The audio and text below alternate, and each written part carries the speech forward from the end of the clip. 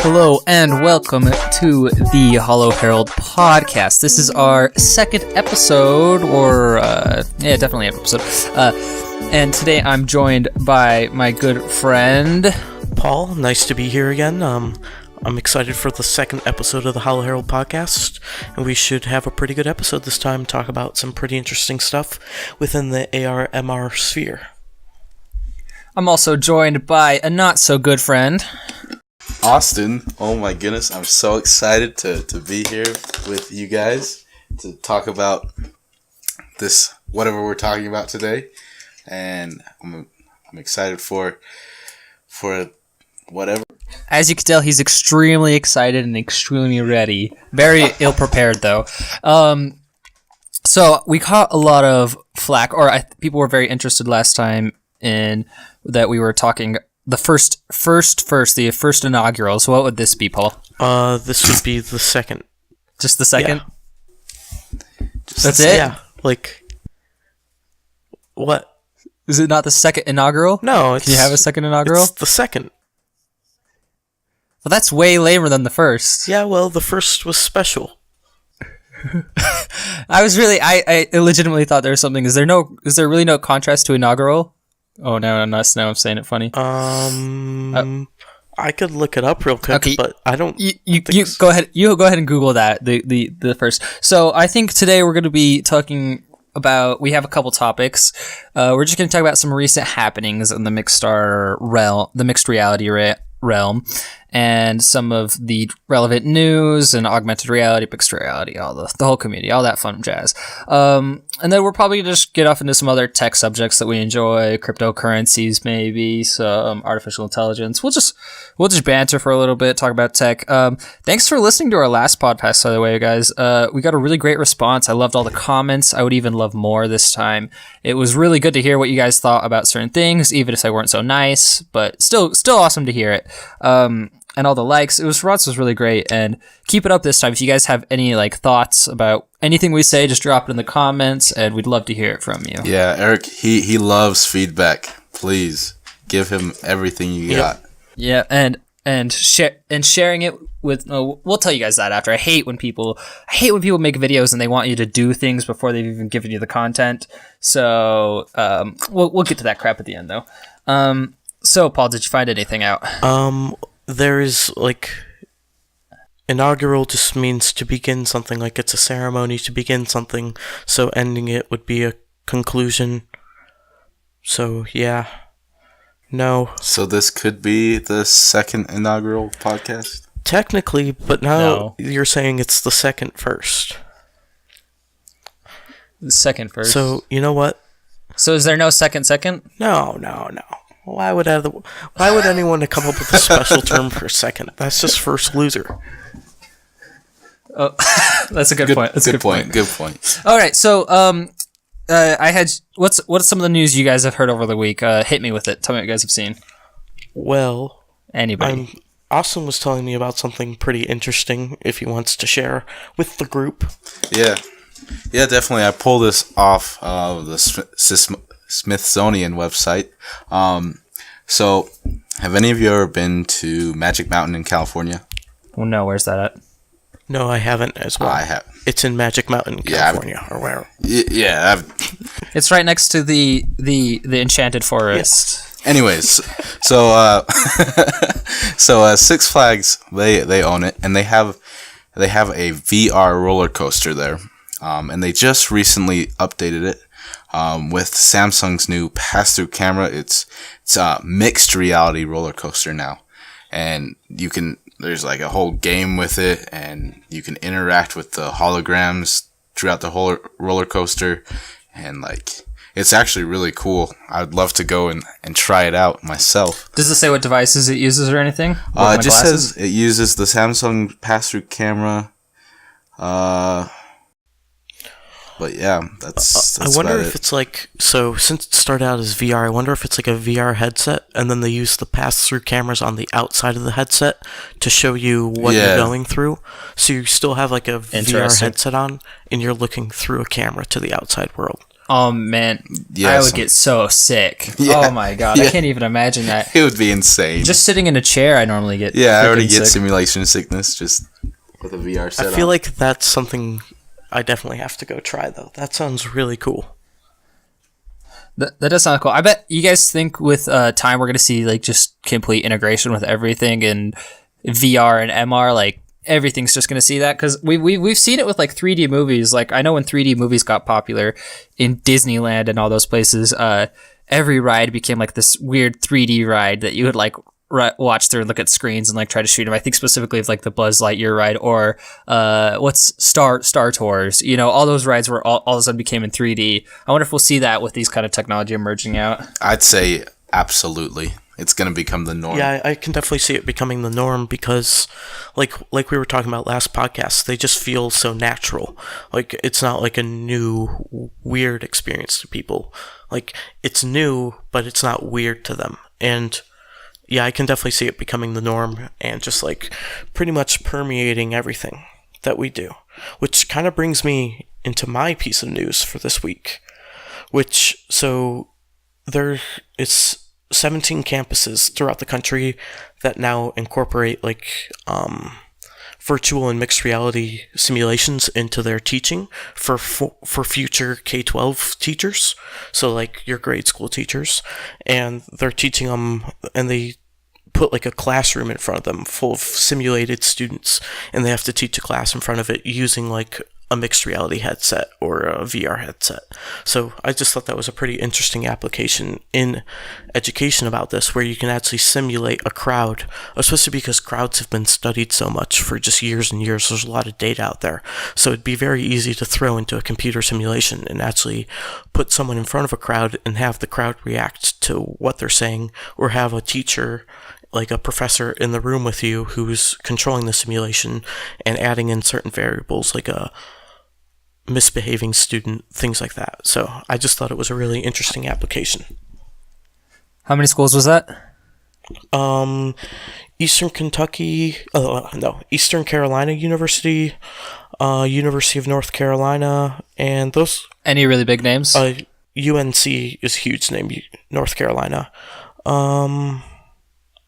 Yeah, so it's just the UNC system to cool. Integrate it at this That's point. awesome. Yeah. So off of that, I was watching the news quite a while ago, and I remember the police force here got this like new training system. It was like a live fire room where there was like a projector on the wall at the end of the shooting range, and you would actually go through scenarios that they had previously filmed out, and there was a guy with like a switchboard at the back that would control the outcome. So like you would be a cop, you would stand in the same position, and then you would have to decide and like use verbal cues, and you would actually like roll out like kind of think those Terminator games at the arcade they always had, or those Timescape games and stuff like that. Think of that, but like with real guns and in a way bigger spectrum. I saw that and I instantly thought of mixed reality and how that would totally be applicable to like training SWAT and training different people like that, you know? And you wouldn't even need live fire at that point. You could still do live fire, but how cool would that be if you had like your gun and it knew where your gun was pointing in the mixed reality scape, and you could actually like move through rooms and stuff? That'd be so much fun. Yeah, that would be incredible for training purposes, and also just like a super fun game for people. Like, it'd be like the next, like in your own house. It'd be like the next laser tag or something, but you'd play within your own house. That's really cool. Yeah, that I instantly thought about that, and you could get such good funding from government contracts and stuff like that, because anything you develop for those kind of fields is never cheap, you know. So that would be cool. I was thinking back to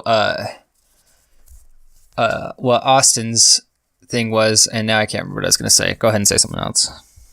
I think like with the whole training and using the mixed reality technologies to train and do these things, and what we were talking about, I think the next step is to have actually good haptics. Like, has there been anything out there with haptics that would be impressive? Or Nothing nothing that would impress you. There's a lot of like Kickstarters and like very early prototype stuff that's like very theoretical, but I don't know. At least I haven't seen anything in that scape that has done any haptic that's worth the darn. You know what I mean?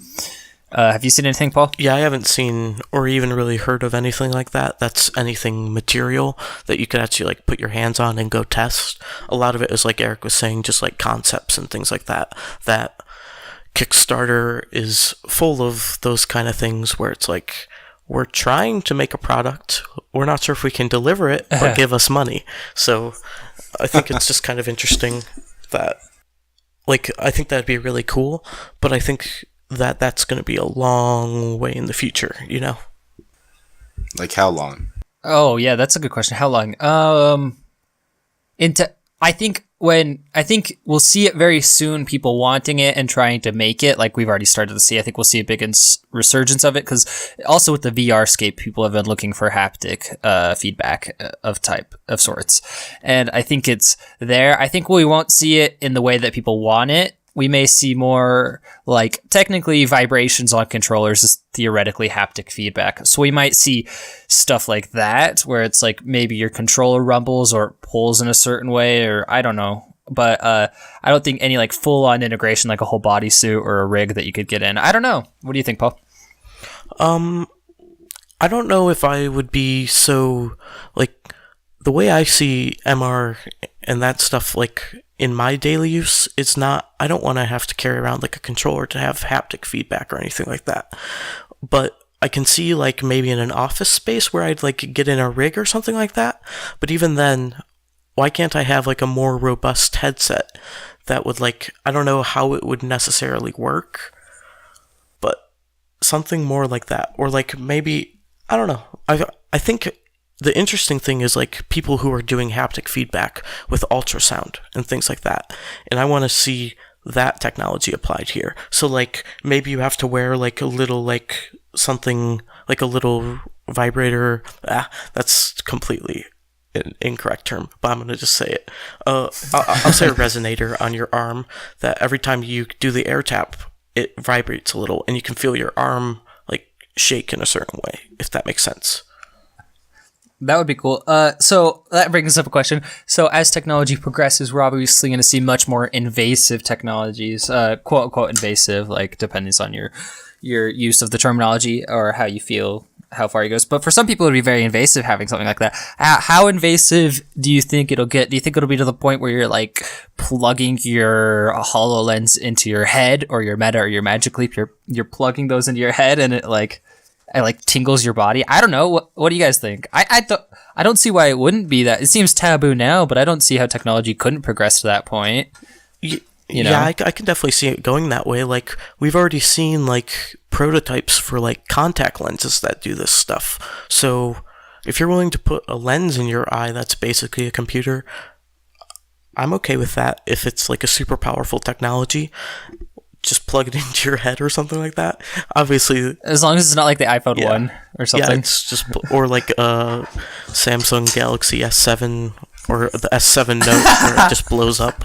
But I mean, we already give so much to these companies a lot of data, a lot of information of our own. I mean, with the HoloLens, we scan and map the whole house. I mean, that's pretty scary, like security issues and stuff like that. I mean, that's kind of off topic, but I guess if they already have my house, they can have my body too. They have like, yeah, totally.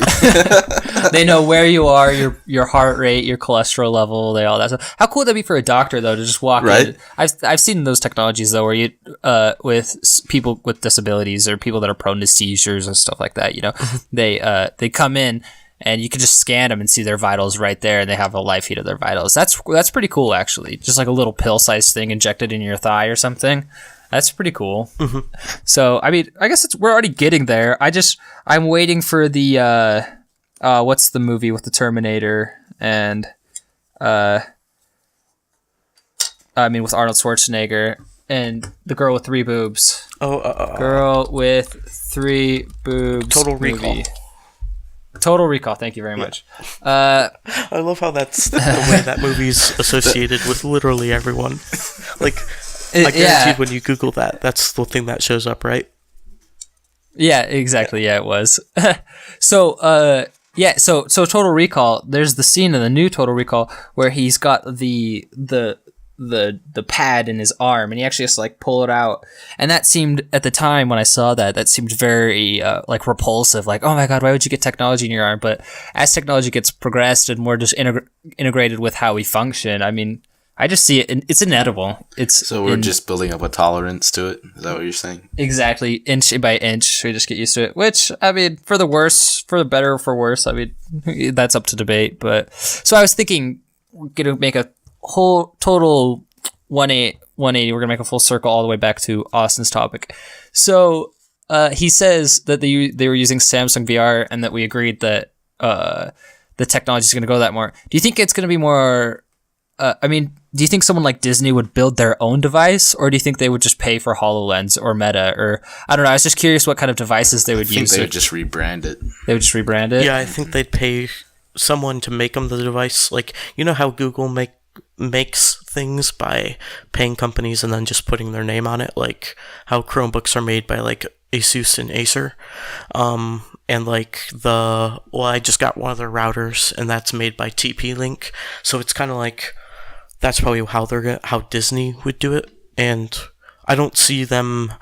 I don't know all the properties they own, but I don't think they have like a technology firm capable of producing something like that.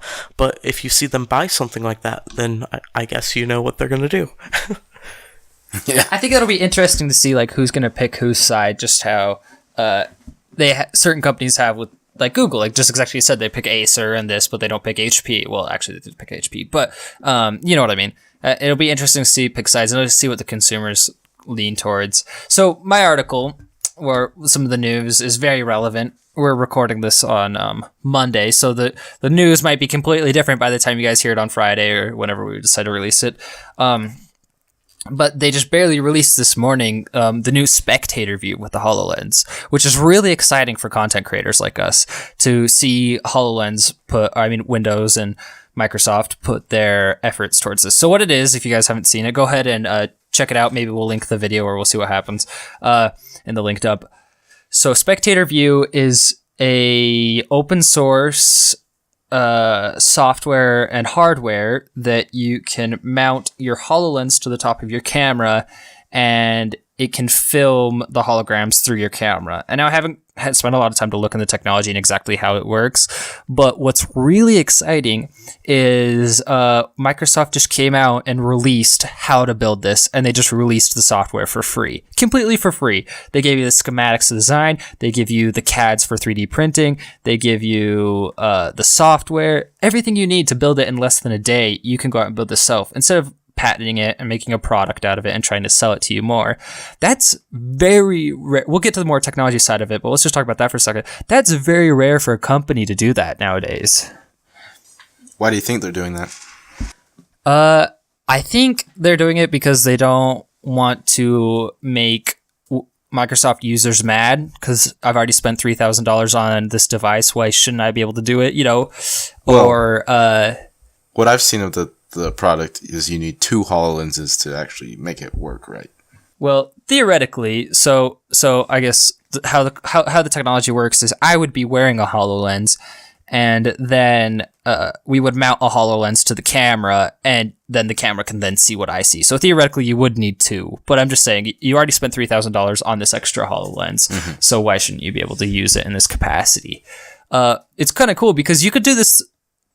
It's not necessary because you could use the camera to record the other HoloLens on the HoloLens, but it's really cool to see them branching out to these spectrums for people like us or for people like big audiences. The way they say it is really cool is because they say, how can I create a way for people to... some of the questions that they were getting was, how can I create a way for people to see what someone sees when they are wearing a HoloLens from a third-person perspective?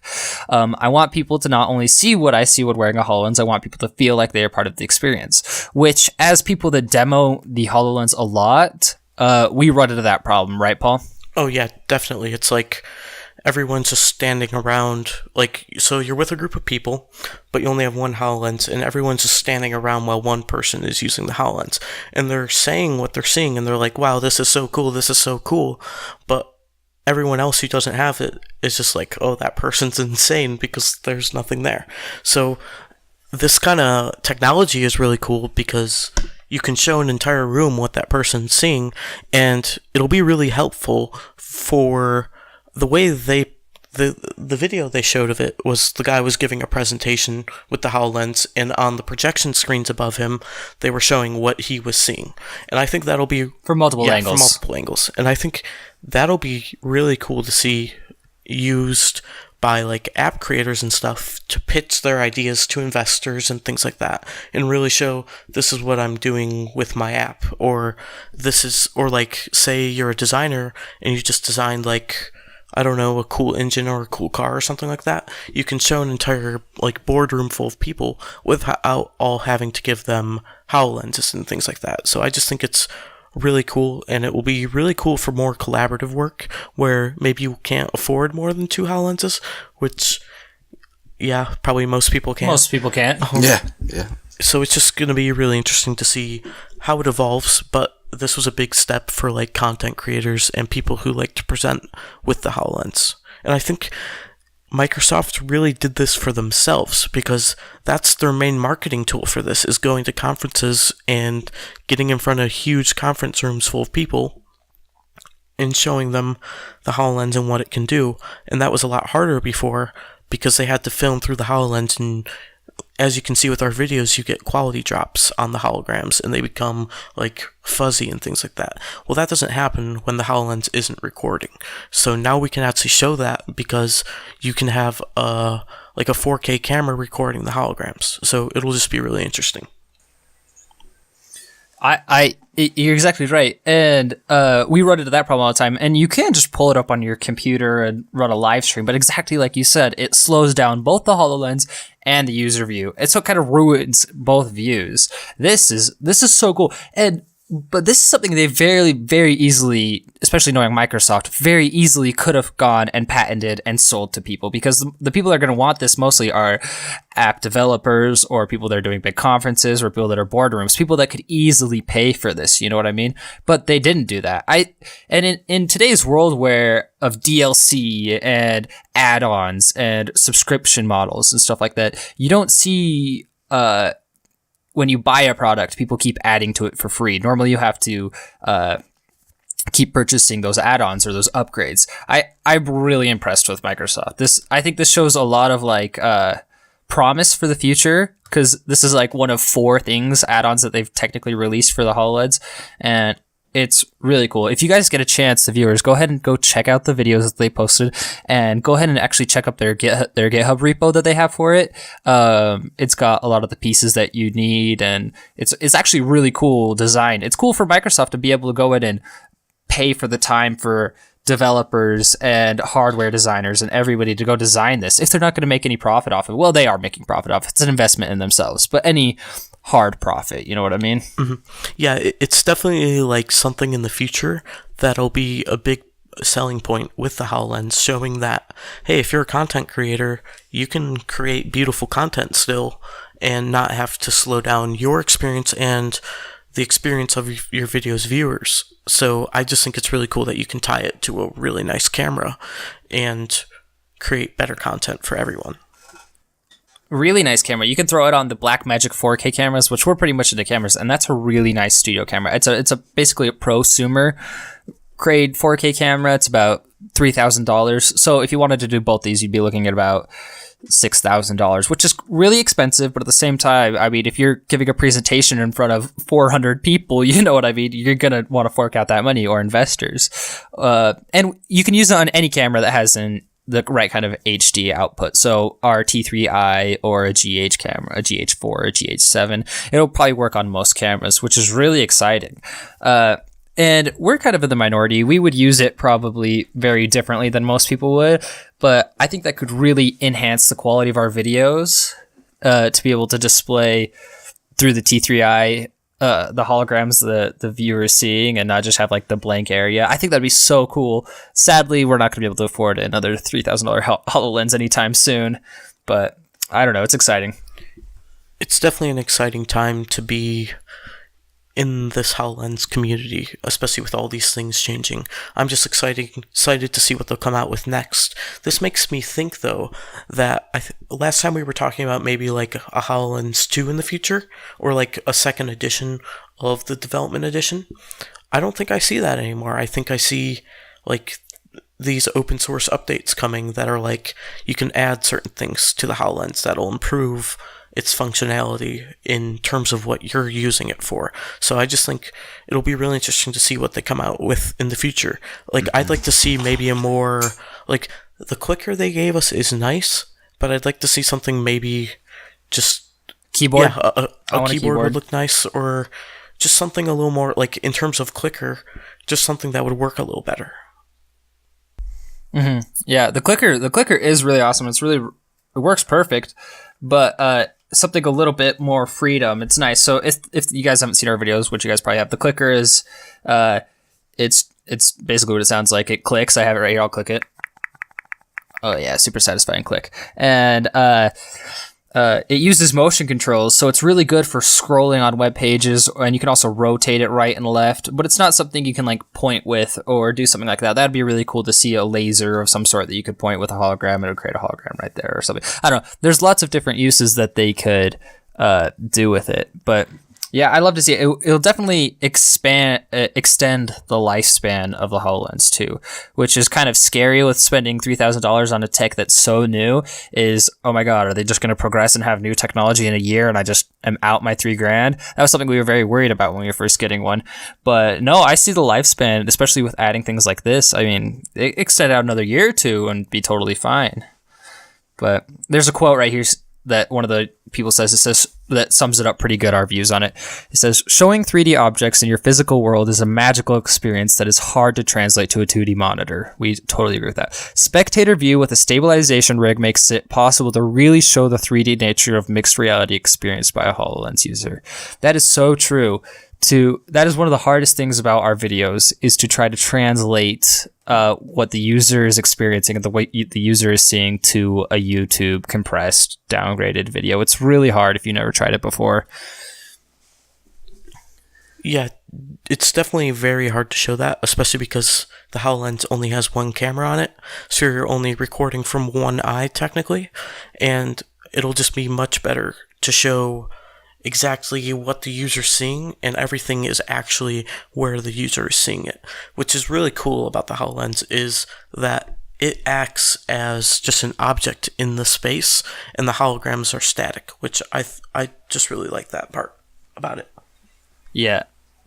What's cool is that you could, with the spectator view, you could have like 3 or 4 of these set up theoretically, and you could have tons of different angles, and a top angle, a bottom angle, and you could really get like the entire 3D scape in one shot. You know, I'll pull it to a switcher board and play around with it. I think that's an experience we're really missing out on. We really need to try to get our hands on another HoloLens to have 2 at once, to be able to 2 people interacting with a hologram, because right now it's a very like solo experience, but it would be really cool to like share that with someone else at the same time in real time. I think that'd be incredible. What do you think, Austin? Well, I know a guy that owns a 3D printer. I mean, let's go do it. Oh, well, printing the camera rig? Yeah. You mean? Yeah, well, we just have to afford another HoloLens. Do you know another guy? That's not a problem. That's not a problem? No. We're just going to pull that capital out of nowhere? Out of nowhere. Okay, so... Out of those Bitcoins we have, right? Oh, Bitcoin. Can you buy it? Can Microsoft accept Bitcoin? I'm going to look into it. You guys talk for a second. Well, I don't know if Microsoft will accept Bitcoin, but there's many exchanges out there where you can turn your Bitcoins into cash. So that's always an option. If we had it. That's how we'll do it. But if we had Bitcoins. But yeah, I don't know. I think this just new technology for the camera is very cool. Just because I think it will just be cool to show more people what the HoloLens is all about. And even for our videos, I think it can still be used even if we only have one HoloLens. Because we might be able to do like multiple shots or something like that, where we can actually show the holograms in the room or something like that. So I think it would definitely be worth looking into and seeing if we could come up with an interesting way to still incorporate this technology into our videos up until we get another HoloLens or something of that matter. Did you know that they released a commercial suite that cost $5,000? I remember reading about this. I don't remember them ever like actually doing it though. So you could get the basic development edition for $3,000, or you could get the commercial suite for $5,000. Holy crap! So wow. What comes in the enterprise? What comes with the commercial suite is enterprise features. So let's see what it comes with. It comes with a Windows Store for Business. Your IT department can also set up an enterprise private store. Oh, that's kind of cool. Mobile device management. Your IT department can manage multiple HoloLens devices simultaneously. That's kind of cool. Kiosk mode. With HoloLens kiosk mode, you can limit which apps. That's cool. Windows Update for Business. Controlled operating system updates. That's cool. Identity. Next generation credentials with PIN unlocked. Data security. Work access. That's not worth $5,000. Yeah, that's not. You could program half that yourself. But I guess if you're an enterprise, but the difference between $3,000 and $5,000 is negligible, huh? Mm-hmm. But that Windows identity thing is really cool. Have you guys seen that? How it reads your face with infrared scanners and will actually recognize who's at the computer and log you into your account that way. So if you have a computer with multiple users, instead of everyone having to click on a account and use a password, they just sit in front of the computer and Windows Identity recognizes them and logs them into all of their stuff. That's cool. I saw that on some of the new laptops they've been releasing. Yeah. Can I just get a picture of the person and put it in front of the computer? Probably yes. Actually, probably the fact that it's reading it with infrared, maybe not, because I bet it reads more like bone structure and things like that, and it might rely on some different reflections from different parts of your face. So if it's a glossy picture, everything's going to be reflected back. So that's a good question, actually. I think it would be an interesting thing to check out. What I see, maybe less security for that, I see is more just usage, with a Connect. Let's say you have multiple people in your house, a bunch of little kids, and you have your Xbox with your Connect. Could you imagine just each kid just walks in and it's oh, hello, Austin. Oh, hello, Paul. Oh, hello, this. And it automatically logs you into your account. I see lots of use for that. That would be super handy. That's cool, though. I like that new texture. It's kind of interesting to see the progression, how it went from, it always used to be standard key passwords, and then fingerprinting has got really popular. And then recently I saw an eye one that you scanned your eye on your laptop, which is really bizarre. But and now your face. That's so cool that your face is technically a whole print that nobody else can steal, really. That's really cool. Mm-hmm. Yeah, it is definitely a really interesting way that security has been changing recently. And I don't know. Do you think some people will have issue with that? Your computer being able to read the features of your face and have that maybe only stored locally, but the ability for hackers to get that? Or say a government ability to hack into your computer and get that and use it for their own cameras at airports and stuff. And I know they already have technology that's similar at airports, facial recognition scanners and things like that inside of security cameras. So what do you guys think about that in your computer? Do you think that's going to be an issue for some people, or that will keep that technology back, or do you think we're beyond that point? Well, it's always going to be an issue for some people, but as the saying goes, if you don't have anything to hide, then there's nothing to worry about. So I don't think it's an issue for me. What about you, Eric? People have always been losing their shit about privacy ever since we stuck a computer in their home, and it's got more progressive and more progressive and as it the way it works is with more, what's the word? Ease of use. The easier things become, the less privacy you have with it. The more freedom you get with these products, the less privacy. You have to give and take. You can't have a complete app that does everything you want it to and not give it a lot of your privacy. So same with, I want to be able to talk with my friends. I want to be able to have web chats. So I have to have a webcam and I have to have a voice recorder. Or I want to be able to have Venmo to pay it. So that means that app, I want to be able to pay people easily. So that means I have to give them my bank account. I want to be able to do Google Maps. So by proxy, Google always knows where I am. So it's a very give and take place. And so if that's something you're interested in is using facial recognition to log you in, then you have to be very comfortable with your face being out there. When I think the problem arises is when companies are not transparent about what they're using and they're almost hiding it from their users.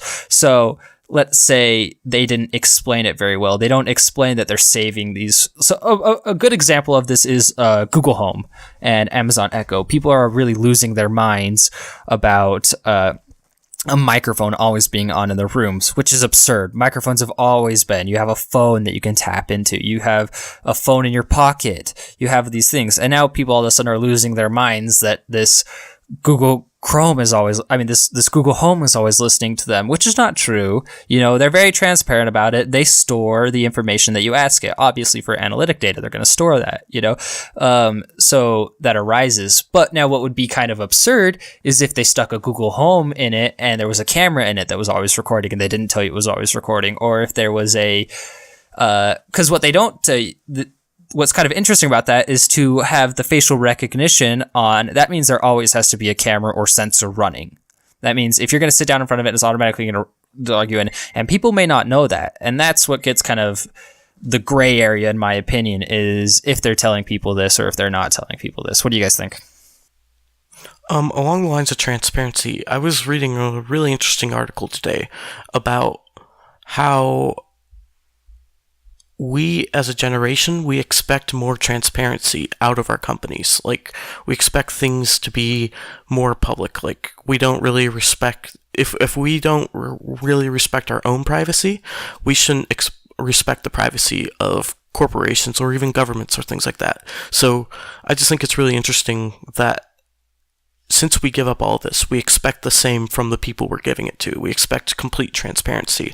So really no secrets anywhere. Like, yeah, you can protect your... Like a two-way street. It's a two-way street. You can protect your trade secrets and stuff, but the second you take something from me, you have to tell me what you're doing with it, and you have to, tell me exactly how it's going to work in the way, or else people just won't buy it. I think the consumers really speak in that way, in that as long as you're transparent, we'll buy it because it's cool, but if you're not transparent, then no, we're not going to buy it. And now a lot of these companies, they have their security systems for these,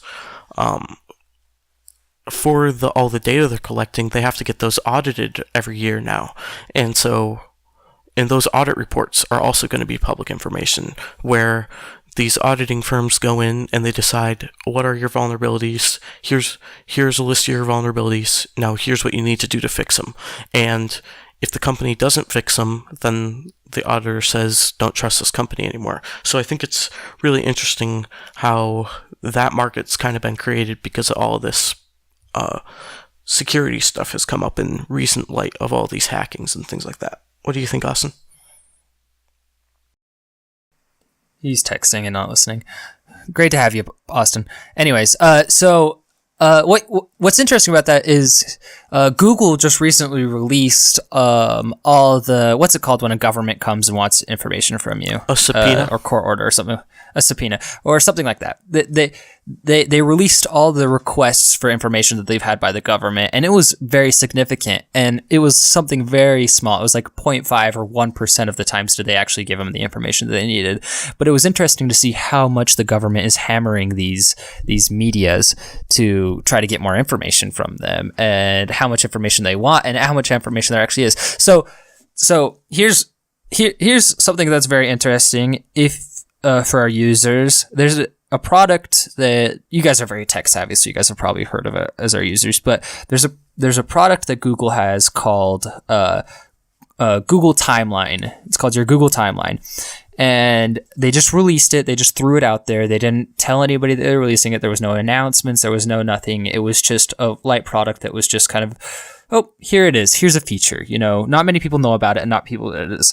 But and it's kind of scary if you go on. So go ahead and log on to your Google Timeline, and for as long as you've had a phone or Gmail or if your Google account logged in onto your phone, whether it's an Android or an iPhone, they have been tracking you a lot. Not just like tracking you, but how you got from point A to point B and how much time you spent there and your exact route in there. I used to walk to school every day, and it knew the route I would walk to school. Or I would go back years when I went to London, and it knew exactly where I walked around the day for London. It knew where I stopped. It knew how long I was there. It knows where your home is. It knows where your friends' homes are. It labels them and all this stuff just using algorithms and data. It's pretty easy to figure that stuff out. You can just assume it, but that's kind of a little bit on the spooky end of me. I love Google, don't get me wrong, and it's awesome that they released that out there and they said, hey, we have this is what it is. But the fact that probably about 95% of people don't know their Google Timeline exists, that is kind of spooky. What do you guys think about that? You guys remember when I first showed you guys the Google Timeline, right? Yeah, it was spooky. So what's interesting is mine has nothing on it because I've had my location history off since I created my Google account. So I really have nothing to look at here, but that is... Well, I'm on mine, and it's got dots everywhere. Yeah, and you can just pick the specific time, the specific date. That's creepy. You can... the dots aren't as scary, Austin. If you go ahead and pull up your routes, it'll pick up past day, and it'll show you how you went. So I used to take the train across Utah, and it would show exactly where I walked to the train, how I got off the train, how much I was on the train. It shows the Wi-Fi. And how it does it is, even if you don't have 4G or GPS go on, now you guys all know this. All our users are very tech savvy. You guys already know this. We're preachers of the choir. But as you drive, as you're driving around or as you sit down at places, you're pinging those Wi-Fi spots. So the only way to get around this is to turn off 4G location services and Wi-Fi, because they're probably still collecting the Wi-Fi that you're hitting. They're probably just not showing that it's there because there's that metadata still there and they could still use it. And it's really... I don't know why Google didn't make a bigger deal out of it. I mean, I understand why they didn't, but I'm surprised that they didn't show people that they could access their timeline easier. What do you think, Paul? I do think it's kind of interesting that they just put it out there without really much of an explanation. But I also think it is kind of good to show now that they do have it, that you can actually see where you were tracked and how you were tracked. And you're completely right that even if you have, like, I have location services off, but my phone still connects to cell phone towers. So if I ever was convicted of a crime and they needed to put me at a certain location at a certain time, they could still subpoena the company, whether it be Google or like Verizon, and they can ask them to triangulate where I was using the cell towers I was near, and they can show that I was in that certain area at that certain time, and that will validate all the other evidence against me. So this stuff still all exists even if you have your location stuff off. It just means that, say, Google's not allowed to keep it, but your cell phone company is required by law to keep it for, I think, at least 5 years. So it's just really interesting. And maybe they keep it, they're just not using it for location services, you know what I mean? They're using it for it has random metadata purposes, you know what I mean? It has data on me clear back from 2009. Oh yeah, it goes way back. As long as you've had a phone with your Gmail to it. 2009, that's a long time ago. Did you have a phone in 2009? No. It must have connected to your school. Is that school right there? Yeah, it has my home. It has your home and your school. Mm-hmm. And so what's interesting is these features and these things that make our life easier, we have to give up privacy. And I think the hard part comes is, when do people have to tell you that they're using this for, I don't know how to word this, but like a feature like So I'm at work and it says, okay, you have 5 minutes till you get home. And it's like, how do you know where my home is? I didn't tell you where my home is. Well, obviously where I spend the most time is this. It knows where my girlfriend's home is. It says, hey, you can go to this person's house. You spent so much time there because it's their Wi-Fi was connected there. And It's hilarious. It's intriguing to see. And I think people's reaction, I would really like to see the general public's reaction to Google, to their Google timeline and what they think about it. I don't know. Do you guys think people would feel very invaded, or do you think they'd be like, oh yeah, that makes sense? What do you guys think? I feel like at first people would be like, oh shit, I feel like my privacy's been invaded here. But then eventually they'll be like, oh yeah, that makes sense. Like, if I want to be able to look at Google Maps and have them give me realistic traffic updates, I'm helping Google Maps become better at determining how long it's going to take me to get to a location if I allow it to find me when I'm on the road and find other users around me on the road and be like, all right, so this many Google users are on the road. So say then they'll allow for a certain standard deviation of non-Google users and be like, okay, so traffic's pretty heavy in that area. I better put like a red line there and give them an extra like 5 minutes or 10 minutes to get through that area. So I think the usefulness of this outweighs the costs of it by far. I definitely agree. I'm totally fine giving up my location services to be able to get automatic time traffic updates, to get to know when my flight's going to leave and how long it's going to take me to get to my flight. I mean, and it's just going to get smarter and smarter the more you use it. But it also just depends on how you market it. It's like, okay, you could have these trade-offs, but also we could collect this data and God forbid we know the best place to nuke when it is, because they know everybody's traffic and they're collecting all of that, so they know where the most foot traffic is at the most times, just like to go, I don't want to scare anybody or what's that called? Fear mongering, I don't want to say anything like that, but I mean, it's definitely potential uses I could see it for. Because all I'm seeing on mine is I like to eat out.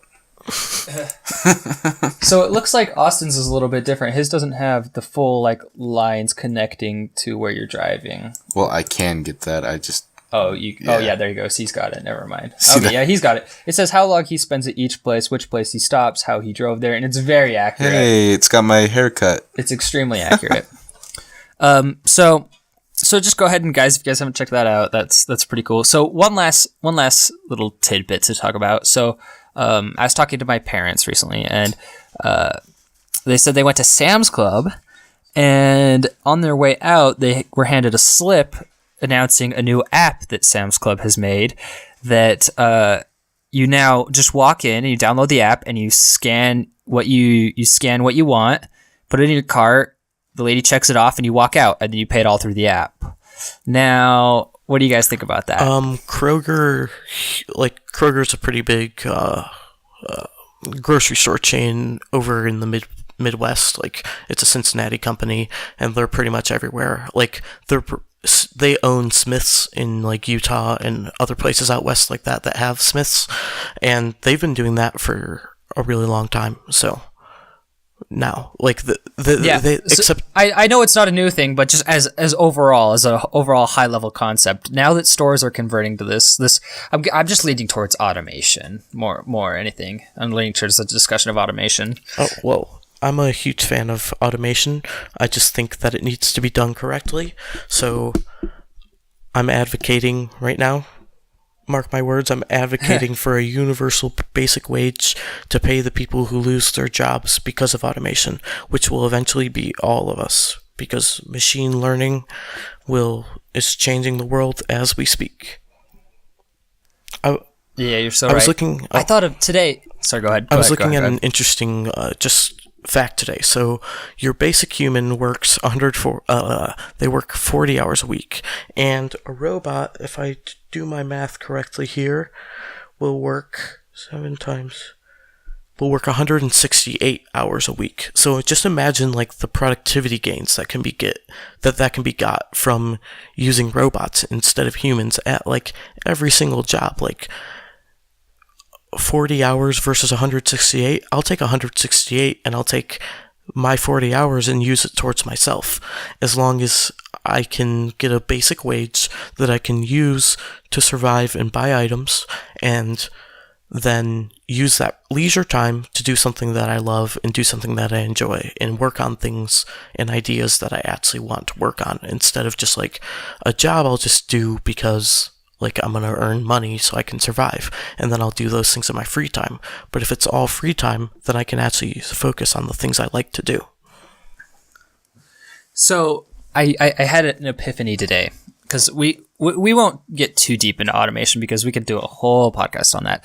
But I just had an epiphany today, and we're both very for automation, and we can see a lot of the benefits, and we definitely think they outweigh the negatives.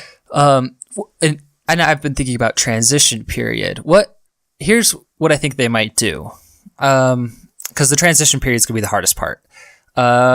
What if the government gave write-offs and made it a lot easier for companies that have more employees, like depending on how much money your company pulls in and how many human employees you have, you get certain write-offs and stuff like that. You think they'll implement something like that, compared to like if your company makes a lot of money but you have robots doing it, you have to pay more to pay taxes for other people to be able to get stuff. What do you guys think about that? How do you think they're going to handle that transition period? This is a very open-ended conversation. Just a quick little blurb. Don't get too deep into it. Okay. Well, labor is already the most expensive part of a business. Most businesses report that labor is like 70% of their costs. So you take out labor, you pay robots, you're only paying electricity costs. And then if you have to pay a higher tax rate, I don't think the government will put such a burden on these companies that it will be the same as paying wages to people. It'll be like they'll just pay the government, and the government will distribute the taxes in the way they see fit, which I hope we get people who are open enough to a universal basic living wage, but we'll have to see about that. But in this transition period, yeah, I can definitely see something like that, where if you hire actual human beings, you get some kind of tax benefits or things like that, even though you're definitely not operating as efficiently as your competitors. Interesting. Yeah, definitely. I could definitely see that. So I read an interesting article that was talking about automation, and he says this guy was saying he laughs every time people talk about automation taking people's jobs, and he thinks that's hilarious. And and when people get really scared and there's fear mongering and stuff about automation taking people's jobs, and so he laughs and he says automation has been taking people's jobs. Technology and automation have been and machine learning and such has been taking people's jobs since, well, maybe not so much machine learning, but has been taking people's jobs since the beginning of time. I mean, think about it back in the days with the plow. How many people would it take to dig a field before there was ever a plow invented, you know? And all of a sudden the plow came along and you just needed your farmer and your horse and a plow. That's all you needed. You didn't need to hire all these people. So what did those people have to go do? They had to go create new jobs, or they had to go find new jobs. There was more work to be done somewhere else. So he says it's just natural progression. He says it's just going to happen at a much more rapid rate than we've seen it before, you know, because the plow, you know, obviously took a big it took a long time to get from a plow to a tractor, but it's not taking very long for us to get to a car to a flying car, or I don't know, whatever it happens to be, the 1,000-year leap, you know what I mean?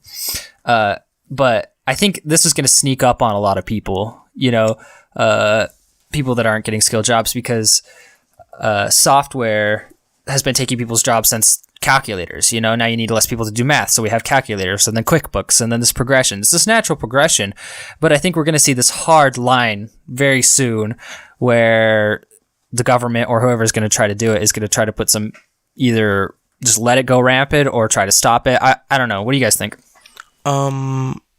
Yeah, I think it'll sneak up on some people, and those are the people that will need to be supported by the basic living wage, and they'll be part of that transition period, because from what it sounds like with that guy you were talking about that laughs every time, it seems like he thinks that there will be jobs that only humans can do in the future, like we'll come up with new jobs that only humans can do.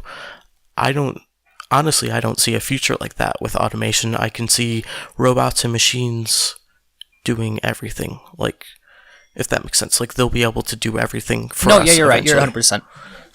if a human can do it, I mean, you can basically program a robot to do it, you know, with very, very, very, very, very few exceptions. And this is a very controversial topic, we know, and we're not going to get political about it. We're just stating different viewpoints and different things that could potentially happen. So if you guys are listening to this, go ahead and comment what you guys think the future holds in automation. And if you can somehow tie it into mixed reality, that'd be awesome, because we're struggling to. But that would be awesome to go ahead and leave your guys' opinions about what the future holds for automation, or about what you guys think. Anyways, continue, Paul. Sorry for interrupting. Oh, you're good. I was actually just going to ask a question. What do you think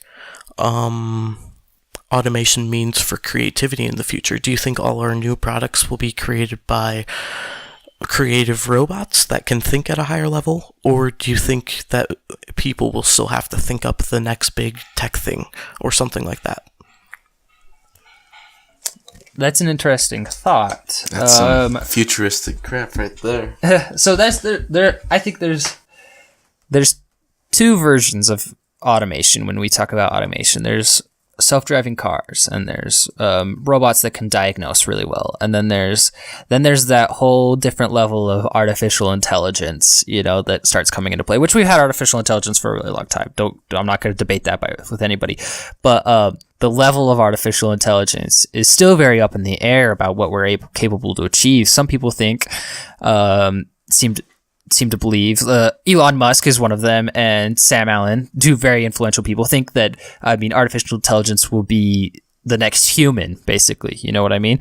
Elon Musk thinks that we're in a simulation, you know, which is whatever your opinions are. That could be your own opinions, but so the level of artificial intelligence we get will definitely decide the level of creativity that robots are able to achieve to instigate their own ideas. Are they just going to be mindless algorithms that have been programmed really well, or are they going to be algorithms that can program their own algorithms? It's a very interesting idea and topic to think about. Yeah, I think it is definitely interesting to dream about the possibilities of what an automated future looks like.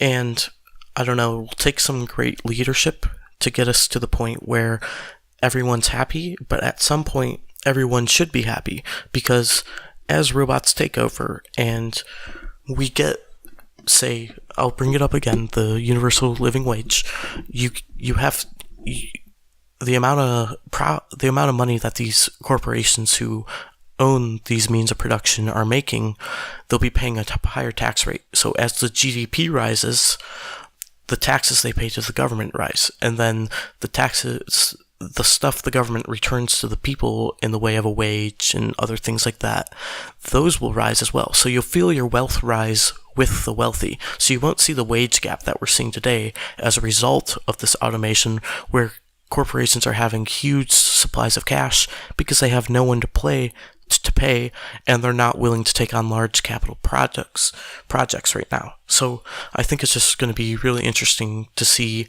how the world improves as a result of automation, but it will take some good leadership and very, very smart people in order to make the system work in a way where everyone feels like they won in the end, including the people who own these companies, because they're not going to want to give you stuff for free, but they're also not going to want to, because if they're not giving you stuff if they're not paying people, there's going to be no one to buy their products. So it's just going to be interesting to see. Yeah, you're 100% correct. So this was just a very we've spent a lot of time theorizing, talking about automation and AI in the future, and we're very intrigued. And it's a field we're not extremely knowledgeable in the technology, but more the theory level of it. We talk about a lot. So that was just a very quick tidbit on our views on that. We could do a whole nother podcast. Maybe even next week we'll just run through a whole automation progress. I just brought that up because that was something that happened this week in my life. I saw another instance of potential automation that's right at people's front doors that people are very blind to, I think. So any closing words, my good friend Austin? No, not really. It's a great podcast. All right. How about you, Paul? I just enjoyed being on, and I hope everyone liked it. And if they have any comments below, I'd love to hear them and respond and tell them my thoughts. Don't tear us apart. on the podcast. These are just random ramblings we have. So if you guys don't hate on us too hard, but thank you guys for watching and joining us for this second episode of the Holo Herald Podcast. If you guys could go ahead and, more important than like liking or commenting is more important. Commenting is the most important thing, but more important than liking or subscribing is to share it with your friends. If you guys have people that you like to discuss with, as we like to discuss with our opinions, you can use this as a good conversation starter to use our ideas to instigate new conversations. So go ahead and share this with your friends or people that you think would be interested. That would be really good. We're trying to reach new audiences and new people, and we're trying to grow the conversation around this. So not super mixed reality centered today, but I had a good mix of everything, and thanks for listening, guys. Thank you. Thanks.